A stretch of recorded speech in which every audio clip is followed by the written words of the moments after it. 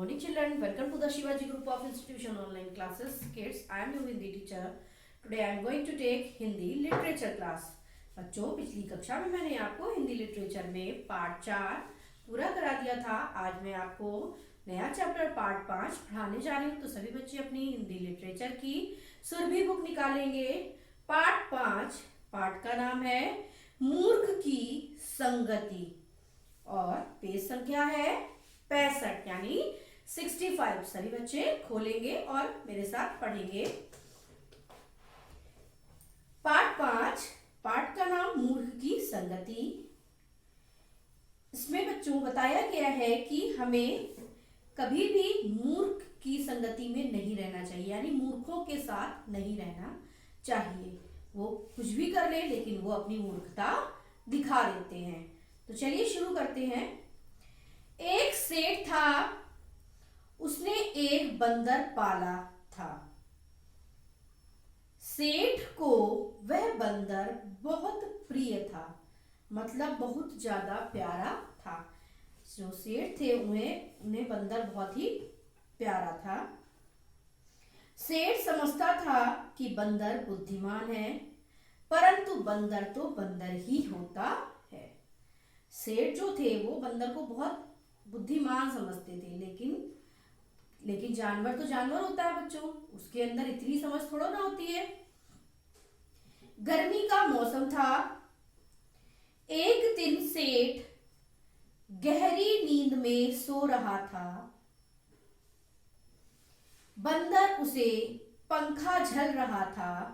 पंखा झलना मतलब होता है बच्चों पंखा डुलाना। अचानक एक मक्खी आई और सेठ के पेट पर बैठ गई। जब वो पंखा झल रहा था तो एक मक्खी आई और सेठ के पेट में बैठ गई। बंदर ने उस मक्खी को बार बार उड़ाया, किंतु वह कभी सेठ के हाथ पर बैठती तो कभी पांव पर, कभी पेट पर बैठती तो कभी सिर पर। वो बार बार उड़ा रहा था लेकिन वो बार बार सेठ के शरीर के अंगों पर बैठ रही थी। बंदर को गुस्सा आ गया। वह दूसरे कमरे से डंडा उठा लाया। क्या उठा लाया? डंडा उठा लाया। उस समय मक्खी सेठ की नाक पर बैठी हुई थी। जब वो डंडा लेकर आया तो मक्खी सेठ की नाक पर बैठी हुई थी। बंदर ने उसी समय पूरी ताकत से डंडे से उसे मारा। बंदर ने क्या किया? पूरी ताकत से उसे मारा। ताकत मतलब पूरे अपनी शक्ति से, पूरे बल से उसे मारा। मक्खी तो उड़ गई। डंडे से कहीं मक्खी मारी जा सकती बच्चों? नहीं, मक्खी तो तुरंत उड़ जाती है। लेकिन बंदर मूर्ख होते हैं, बंदरों को इतना ज्ञान नहीं होता है। परंतु सेठ की नाक का भुरता बन गया, मतलब उनकी नाक जो उसमें चोट है, उनकी नाक में बहुत बुरी तरह से चोट लग गई और उनका एक दांत भी टूट गया। जैसे उसने नाक पर मारा तो उनकी नाक तो भुरता बन गई थी और उनका एक दांत भी टूट गया था। दर्द के कारण सेठ जी बेहोश हो गए। बेहोश मतलब अचेत हो गए, उनको कुछ भी होश नहीं रहा। तो बच्चों की कहानी मैंने आपको पढ़ा दी। आपको समझ में आ गई होगी कि हमें कभी भी कैसी संगति में नहीं रहना चाहिए? मूर्खों की संगति, यानी मूर्खों के साथ नहीं रहना चाहिए, क्योंकि वो कुछ कितना भी बुद्धिमान हो लेकिन अपनी मूर्खता दिखाई देते हैं। इससे हमें क्या शिक्षा मिलती है कि मूर्ख की संगति करने से हमेशा बचना चाहिए। हमें मूर्खों की संगति से हमेशा बचना चाहिए। तो ये आपका पाठ मैंने आपको पढ़ा दिया है। अब मैं आपको इसके अभ्यास कार्य कराऊंगी, तो सभी बच्चे अपनी पेज संख्या 66 में यानी 66 देखेंगे। अभ्यास संख्या 2।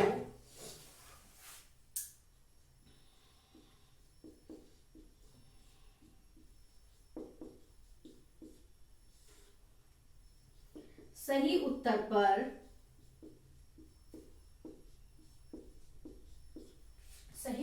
पर सही का निशान लगाओ।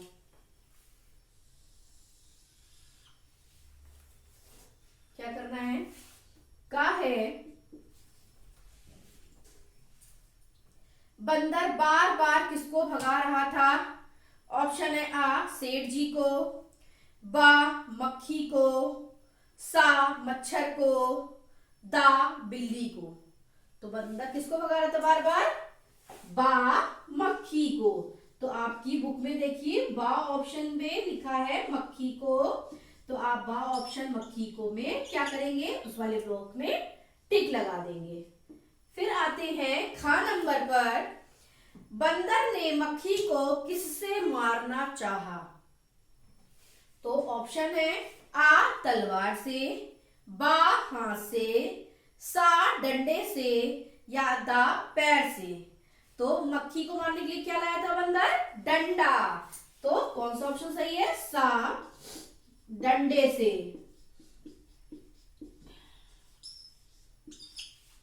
फिर आते हैं गा नंबर पर, गा है हमें कैसे मित्र से हमेशा बचना चाहिए?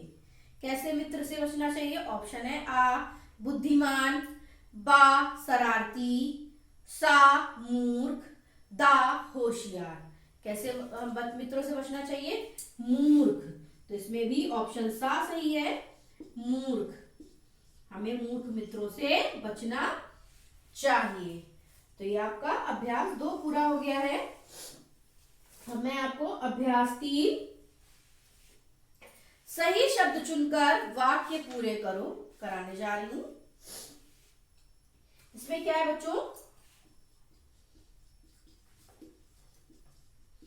सही शब्द चुनकर वाक्य पूरे करो।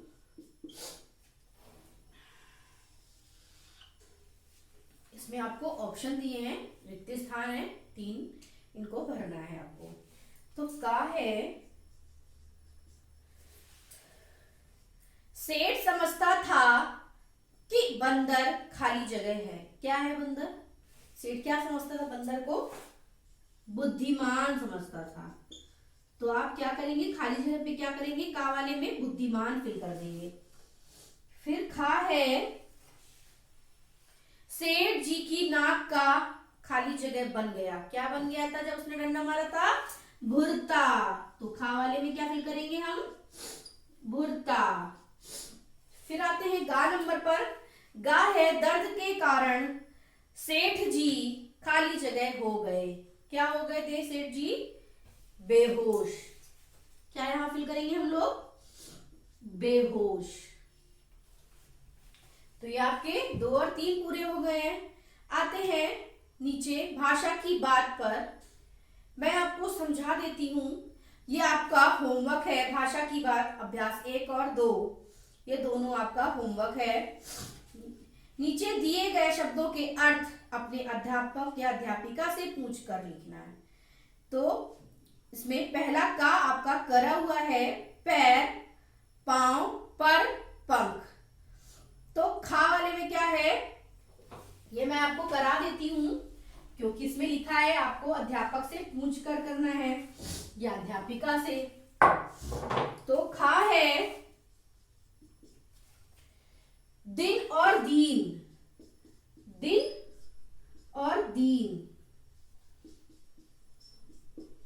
तो दिन का मतलब क्या होता है बच्चों? हर रोज, यानी प्रतिदिन। और दीन का मतलब होता है गरीब।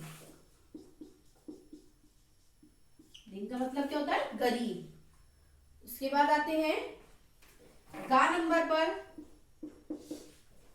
गा है समान और सम्मान। समान का मतलब क्या होता है बच्चों? एक जैसे, एक जैसे। और सम्मान का मतलब होता है आदर। सम्मान का मतलब क्या होता है बच्चों? आदर।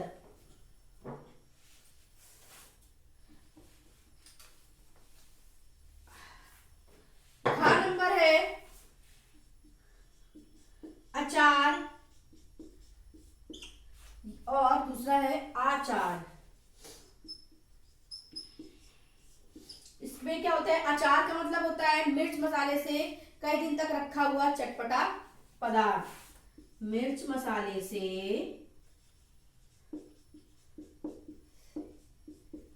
रखा हुआ चटपटा पदार्थ। और आचार का मतलब क्या होता है बच्चों, आचरण। आचार का मतलब क्या होता है, आचरण। तो ये मैंने आपको करा दिया है। अब आपको केवल अभ्यास 2 करना है। लिखो किसकी बोली क्या है। इसमें क्या है, जानवरों के नाम दिए हैं, उनकी बोली लिखनी है। तो ये आपका होमवर्क है। तो आज के लिए इतना ही। आगे का कार्य मैं आपको अगली कक्षा में कराऊंगी। धन्यवाद। आपका दिन शुभ हो।